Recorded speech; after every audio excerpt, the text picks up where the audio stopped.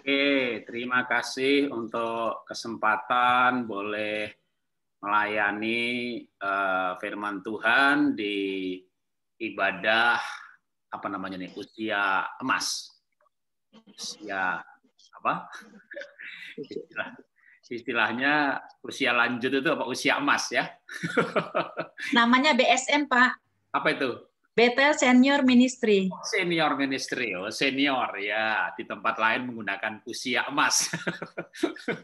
Ya ini usia apa? Senior Ministry, wes mantap ya. Opa dan Oma. Kalau dibandingkan umur saya, ya saya seperti berjumpa bapak dan ibu saya ya. Tapi saya sebentar lagi ya mungkin akan jadi opa oma juga. Sudah punya mantu tapi belum punya cucu ya. Selamat pagi Bapak Ibu dan Opa Oma semuanya. Hari ini kita akan belajar, temanya adalah murah hati ya. Jadi kita sudah berdoa untuk firman Tuhan, jadi kita langsung belajar. Temanya adalah murah hati. Nah, kenapa atau apa dengan murah hati? Saya akan membaca dari Lukas pasal 6 ayat 36. Hendaklah kamu murah hati, sama seperti Bapamu adalah murah hati. 2 Korintus 9 ayat 11. Kamu akan diperkaya dalam segala macam kemurahan hati yang membangkitkan ucapan syukur kepada Allah oleh karena kami. Jadi kenapa kita harus murah hati? Yang ayat pertama, karena Bapamu, ya, Tuhan kita adalah Tuhan yang murah hati. Lalu murah hati dalam hal apa?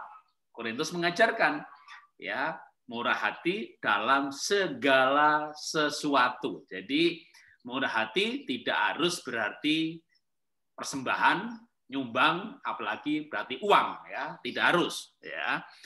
2 Korintus 9 ayat 11, saya ulangi lagi, kamu akan diperkaya dalam segala macam.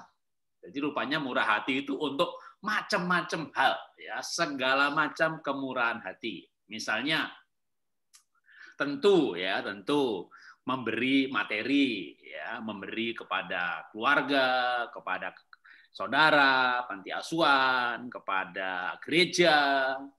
Jangan kebalik ya, ada yang sama gereja murah hati, sama suami pelit. Sama istrinya pelitnya minta ampun, kalau orang nyumbang kok kayaknya gampang kasihan gitu ya, tapi kalau sama istri nggak kasihan, tega gitu loh ya. Ini agak aneh gitu ya. Harusnya murah hati itu nyawa, jiwa, roh. Jadi menyebar kemana saja. Nah, dalam hal materi. Tapi bisa juga murah hati dalam hal apa? Akan segala macam.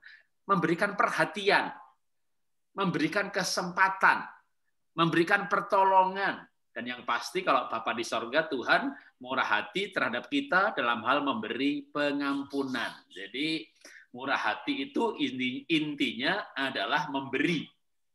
Nah, apa yang diberikan? Firman Tuhan kan ada ayatnya.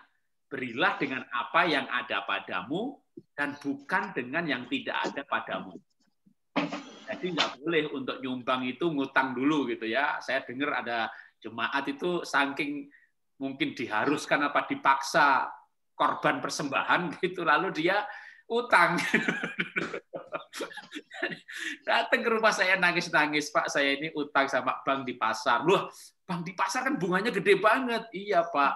1 bulan itu bisa sampai 8-10% sebulan loh. Kalau kita nabung di bank itu 8% setahun, ini sebulan. Soalnya kan harus, Pak. Gitu. Terus ya saya habis ngutang, saya nyumbang gereja, lalu saya cicil gitu ya. Ini utangnya dicicil ya, 12 bulan. Begitu lunas ngutang lagi. Ya ini ya sebenarnya secara murah hati boleh, tapi secara hukum firman Tuhan salah. Karena firman Tuhan itu mengajarkan, berilah dengan apa yang ada padamu dan bukan yang dengan tidak ada padamu. Kalau kita lagi nggak ada, berarti ini kesempatan orang lain untuk memberi. Jadi kadang-kadang saya, waktu itu almarhum orang tua saya masih ada, pasti saya akan duluan mengobati, memberikan obat dan sebagainya. Tapi ada saatnya pas saya itu kok nggak punya duit gitu ya. Nah saya ingat, berilah dengan apa yang ada padamu. Berarti saya tidak utang nih.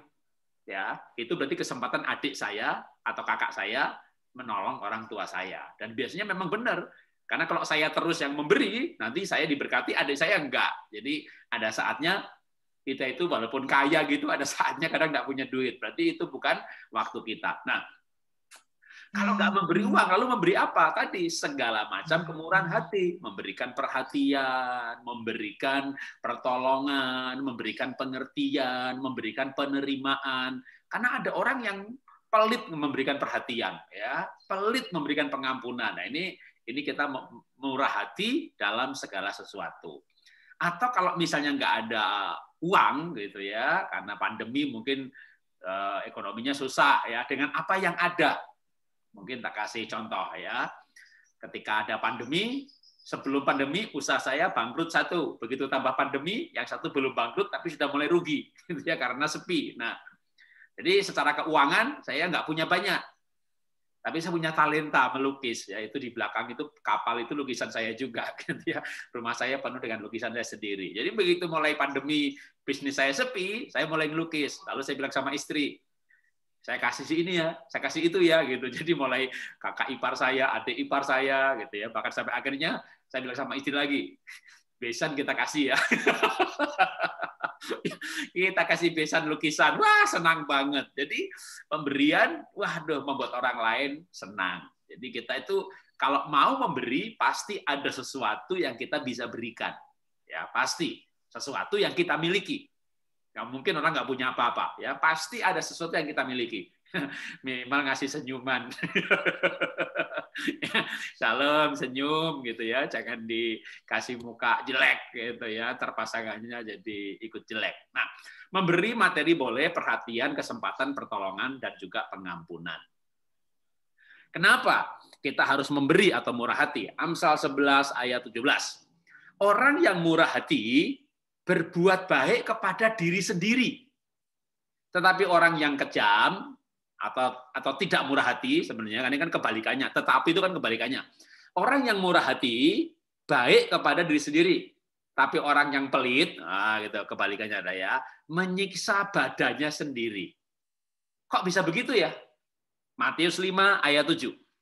Berbahagialah orang yang murah hatinya, karena mereka akan beroleh kemurahan. Jadi orang yang murah hati itu sebenarnya juga sedang berbuat baik kepada diri sendiri. Karena kalau dia murah hati, dia akan mendapatkan, kan hukum tabur tuai ya, beroleh kemurahan. Jadi dengan murah hati itu sebenarnya cara hidup bahagia.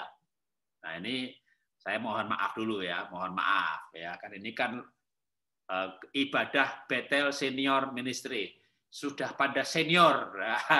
Senior itu artinya usianya sudah lanjut. Sudah lanjut itu artinya macam-macam. Banyak pengalaman, bijaksana, sudah menjalani kehidupan yang panjang, perjuangannya diceritakan bisa berbuku-buku gitu ya. Tapi maaf dulu nih. Mohon maaf dulu ya. Yang usia lanjut itu berarti sudah juga makin dekat dipanggil Tuhan.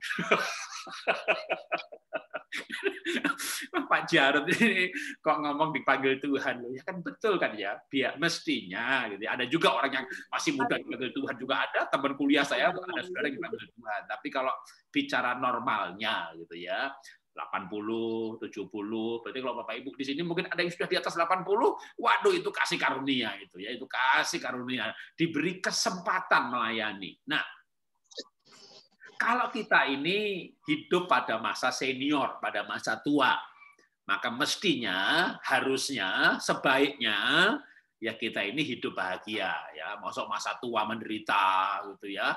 Jadi kita itu harusnya di usia-usia lanjut itu penuh kebahagiaan. Karena kalau penuh bahagia itu sehat. Kan Alkitab berkata hati yang gembira obat yang manjur. Makanya orang gila itu malah sehat-sehat loh, benar loh. Orang gila itu kehujanan, bajunya basah, tidur di emper toko itu nggak masuk angin. Orang gila itu makan makanan yang dibuang di jalan, dimakan tuh nggak mencret loh. Kenapa orang gila sehat-sehat? Nah, karena orang gila ketawa terus.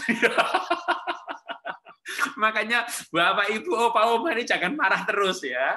Ya memang kita bakal mati, tapi ya jangan mati mendadak gitu ya. Matinya karena stroke, gara-gara marah, pelonjotan mati gitu kan ya nggak enak gitu ya. Kalau bisa itu wah berdoa harus meninggal, melayani dipanggil Tuhan, itu lagi berdoa tidur terus nggak bangun. Wah, saya tuh pengen kalau bisa matinya begitu, kalau boleh ya, kalau boleh minta sama Tuhan.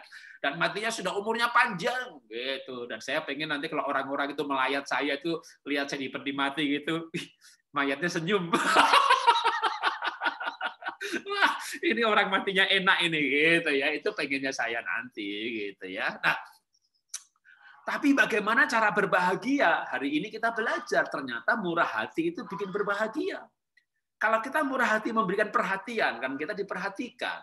Kita murah hati dalam memberi pengertian, kita mendapat pengertian. Kita murah hati dalam memberikan pengampunan, kita diberi pengampunan, maka itu menjadikan hidup kita bahagia. Alkitab mengajarkan demikian. Orang yang murah hati sedang berbuat baik kepada diri sendiri, karena kalau murah hati, maka dikatakan Alkitab bahwa akan beroleh kemurahan. Nah, jadi murah hati menjadikan hidup ini mulia. Kenapa? Karena berguna bagi sesama. Oke, kita lanjutkan lagi. 2 Korintus 8 ayat 2. Selagi dicobai dengan berat dalam berbagai penderitaan, sukacita mereka meluap, dan meskipun mereka sangat miskin, namun mereka kaya dalam kemurahan. Pak Jarot itu ini kan lagi pandemi, lagi susah, ekonomi susah, anak saya biasa ngasih duit agak banyak, tapi sekarang usahanya sepi, jadi sekarang ngasihnya cuma separuh, Pak.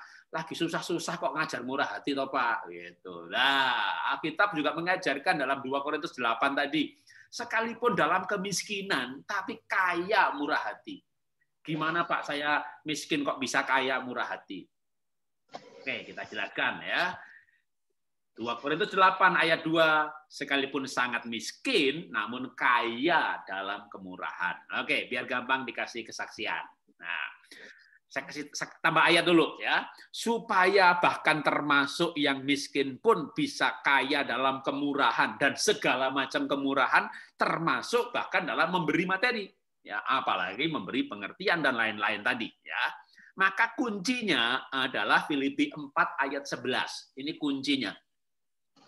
Aku katakan ini bukanlah karena kekurangan, sebab aku telah belajar mencukupkan diri dalam segala keadaan. Jadi kunci bisa memberi itu mencukupkan diri dalam segala keadaan.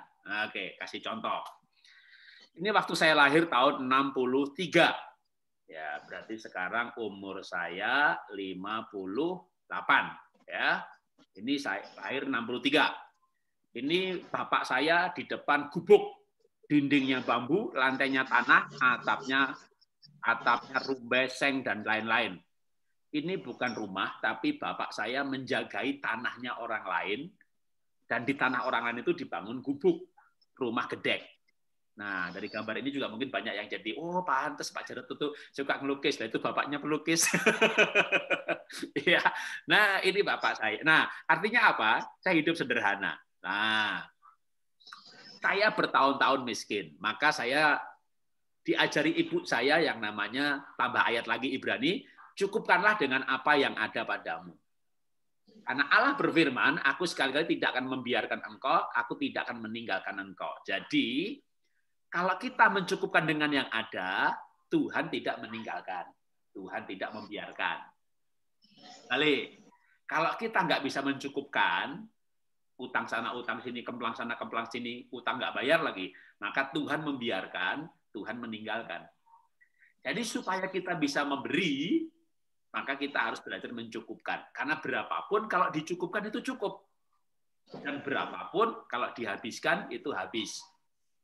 Sebagai orang yang bertahun-tahun miskin, wah waktu kecil itu kalau saya bilang, Bu, saya pengen nasi goreng pakai ikan asin, gitu ya. Itu biasanya kan di rumah itu adanya tiwul, ya, nasi jagung, nasi dari singkong yang diparut, lalu dibikin kriwil-kriwil, ya namanya tiwul.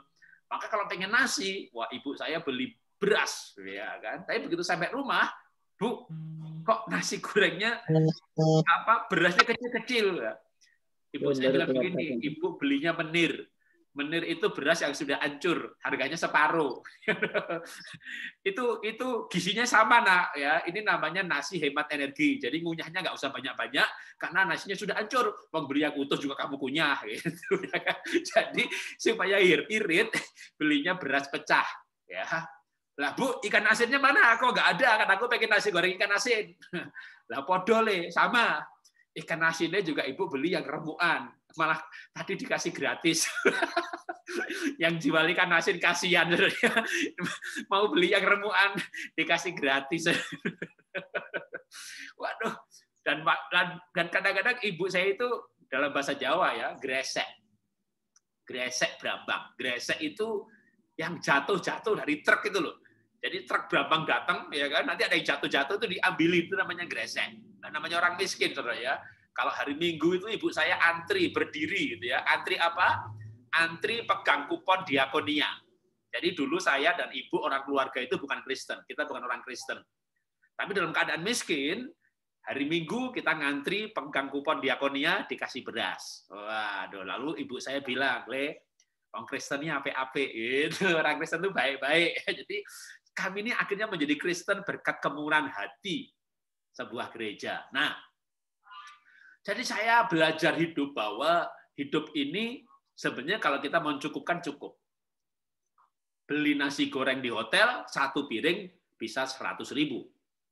Tapi beli beras, ada yang 12.000 kalau sekarang, beli yang pecah-pecah, 6.000 juga dapat.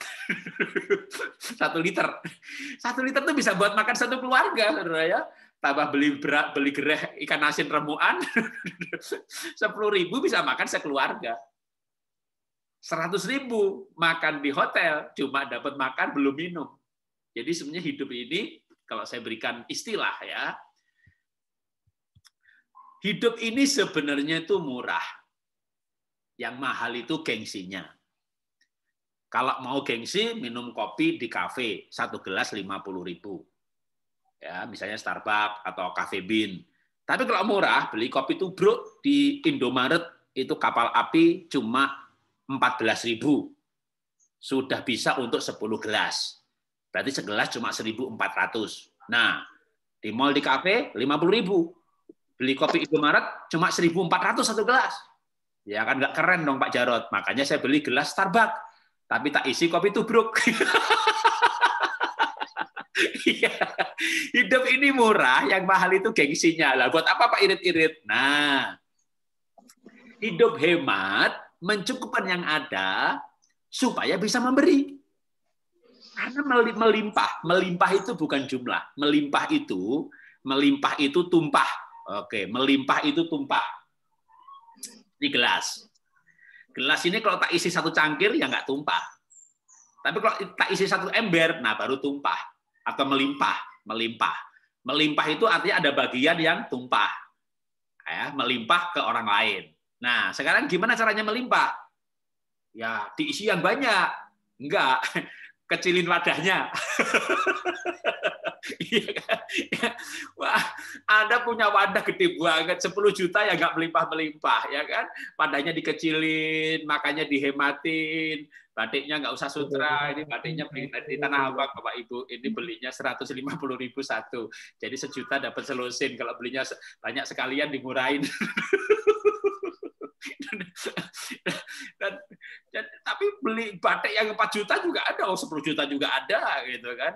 Kan nggak keren Pak, ya kalau zoom kan nggak kelihatan. Ya, tapi dengan hidup mencukupkan yang ada seperti gelas ini, kalau diisi 2 gelas saja udah melimpah.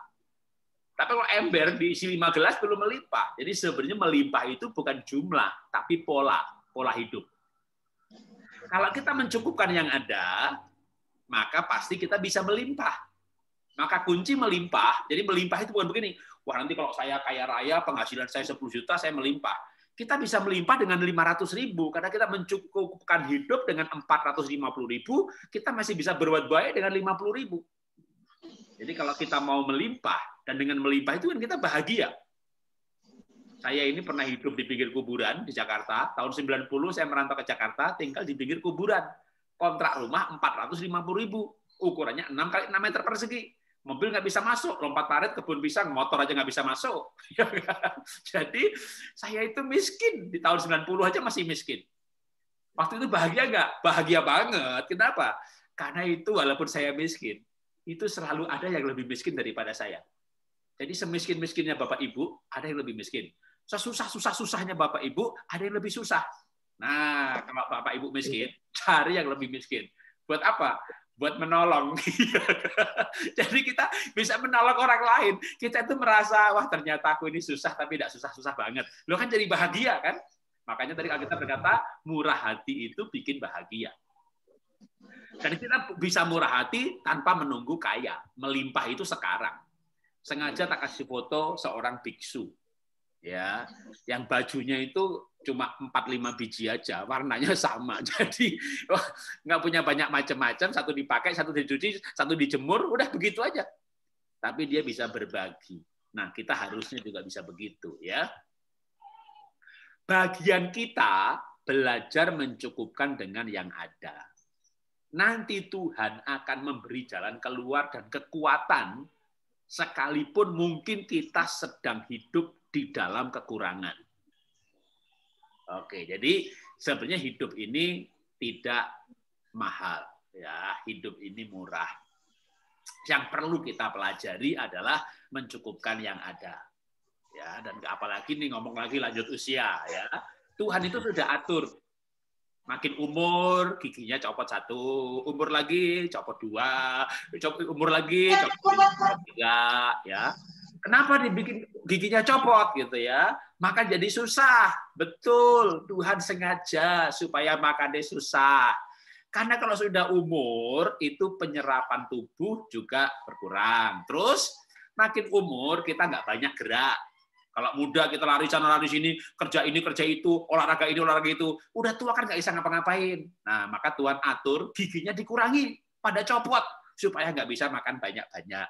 Ya, karena kalau makan banyak-banyak nanti malah mati, ya kan? Gulanya tinggi, kolesterolnya tinggi, semuanya jadi tinggi. Maka Tuhan sudah atur, ya kan? Giginya dibikin sakit, gigi copot, gitu. Supaya apa? Supaya nggak bisa banyak-banyak makan. Orang mati itu kebanyakan makan, ya. Orang sekarang ini kayak zaman sekarang ini kan zaman makmur ya.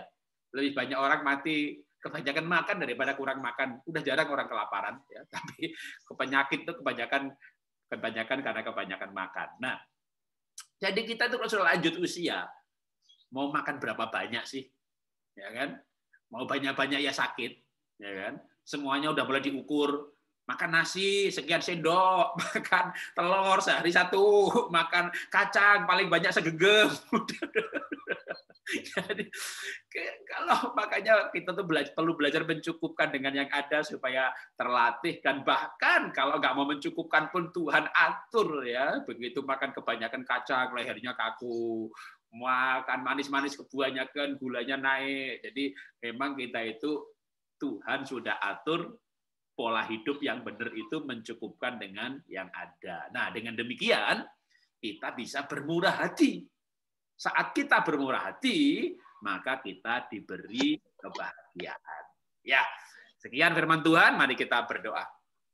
Bapak, kami mengucap syukur buat hari ini untuk ibadah Bethel Senior Ministry bersama Opa Oma, Bapak Ibu lanjut usia atau usia senior, dan kami belajar Tuhan.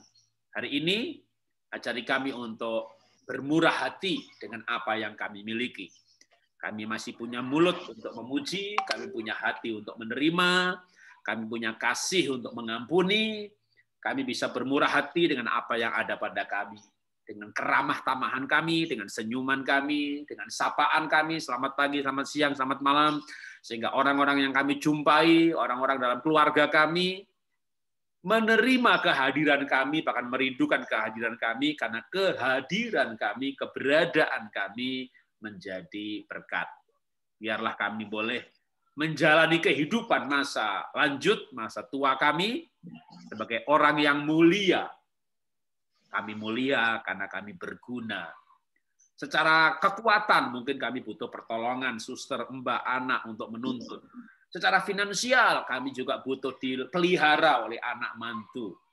Tapi secara jiwa kami melimpah ucapan syukur Kami melimpah dengan sukacita. Kami memberikan antusias kepada sekitar kami. Kami memberikan harapan, nasihat. Yang keluar dari mulut kami adalah mutiara, kata-kata yang menguatkan. Dan kami bermurah hati dengan kalimat-kalimat Tuhan melalui mulut kami. Terima kasih Bapa, kami sudah belajar firman-Mu. Dalam nama Tuhan Yesus kami berdoa mengucap syukur. Amin. Ya, Tuhan memberkati. Kami atas nama Ibadah BSM, kami mengucapkan terima kasih kepada Pak Jarod yang telah melayani kita semua pada hari ini. Tuhan Yesus memberkati.